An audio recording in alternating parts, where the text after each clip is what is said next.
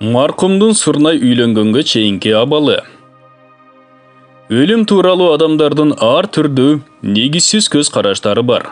Кейбіреулер өлім бұл жоқ болу, адам өлгөндөн кейін қайра тірілбейді. Қылған іштері үшін де сұрақ бербейді. Жақшылық менен жамандықтың соп жазасы жоқ. Адамдың өлімі айбандардың өлімінен жана чөптердің қурағанынан айырмасы жоқ дешет. Бұл динсіздердің Аллаға жана ақырет күніне ишенбегендердің көз қарашы.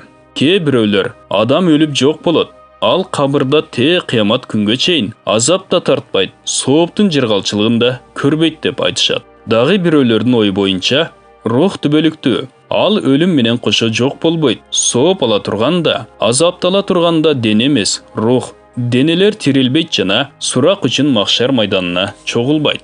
Бул ойлордун баары акыйкаттан алыс. Жаңылыш көз караштар. Өлім тууралуу эң жөндүү маалымат аят жана хадистерде баяндалган. Бул баяндоолор боюнча өлім абалдын өзгөрүүсү гана болуп саналат. Рух денеден чыккандан кийин да бар. Ал азапталышы же жыргалчылыкта болушу мүмкүн. Рухтун денеден чыгышы, анын денедеги функциясынын токтошу, дененин рух башкаруусунан чыгышы десек болот. Адам баласынын дене мүчөлөрү рухтун колдонгон куралдары. Рух кол менен кармайт, кулак менен угат, көз менен көрөт, жүрөк менен нерселердин маңызын түшүнөт. Бул жерде айтылып жаткан жүрөк рухтун өзү. Рух ортомчусуз да нерселердин маңызын түшүнөт. Ошондуктан кээде эч бир дене мүчө сезбесе да, жүрөктүн өзү түрдүү кайгы, кыйынчылыктарды тартса, кээде кубанычка бөлөнөт. Рухтун өзүнүн сыпаты рух денеден ажырагандан кийин да рух менен бирге калат. Рухка дене мүчөлөрү аркылуу байланган иш-аракеттер дененин өлүмү менен токтойт. Бул кыймылсыздык рух денеге кайтканга чейин созулат. Рухтун кабырда денеге кайтышы мүмкүн. Ошондой эле рухтун денеге кайтышы кыямат күнүнө чейин кечиктирилиши да ыктымал. Пенделерине кандай өкүм берерин Алла Таала өзү жакшы билет. Киши өлгөндө дененин кыймылынын токтошу ооруга чалдыккан мүчөлөрдүн шал болгонуна окшойт. Эгер дене мүчөлөрдүн баары рухка моюн сунбай калса, адам өлөт. Өлүмдөн соң Сурнайдын каттуу үнүнөн кабырдагылар чоочуйт. Кабырлар жарылып, бир жолкусунда эле денелер сыртка чыгат. Жүзүң бозоруп, башыңдан бутуңдун учуна чейин кабырдын топурагына булганган абалда турасың.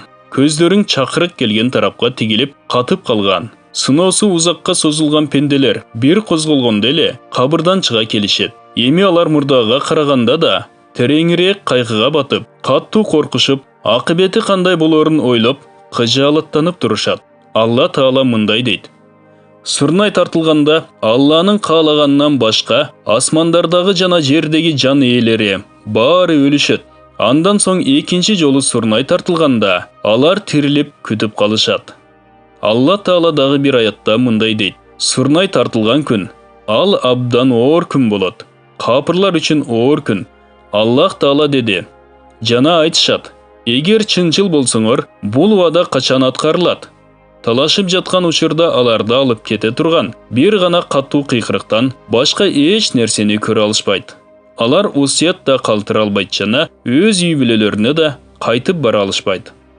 Сурнай тартылганда алар мүрзөлөрүнүн эгесине карай шашып чыгышат. Алар: "О, биз куруп калалык. Бизди жаткан жерибизден ким тургузду? Бул мээримдүү убада кылган нерсе жана элчилер чындыкты айтышкан экен" дешет. Эгер өлүктөргө башка азаптар берилбей, Сурнайдын үйлөнүшү эле калса, мына ушул коркунучтун өзү эле аларды тынымсыз коркутууга жетмек. Сурнайдын коркунучтуу үнү асман жердеги жандуулардын баарынын жүрөгүн жарат. Алардан Алла өлтүрүүнү каалабаган кээ бир периштелер гана аман калат. Алла тирүү калтырган периштелер Жебреил, Микаил, Исрафил жана өлүм периштеси. Анан өлүм периштесине Жебреилдин, андан кийин Микаилдин, анан Исрафилдин жанын алуу буйругу берилет. Аягында өлүм периштесине да өлүү буйрулат. Ал да өлөт. Анан арадан 40 жыл өткөндөн кийин Алла Таала Исрафил периштени тирилтип, Сурнайды экинчи жолу чалууга буйрат. Бул тууралуу Алла Таала мындай дейт: Сурнай тартылганда Алланын каалаганынан башка асмандардагы жана жердеги жан ээлери баары өлүшөт. Андан соң экинчи жолу Сурнай тартылганда алар тирилип күтүп калышат. Бул баян Ихяу Улумиддин китебинен алынды. Урматтуу мусулман бир туугандар, биздин Икро медиа каналыбызга катталыңыздар.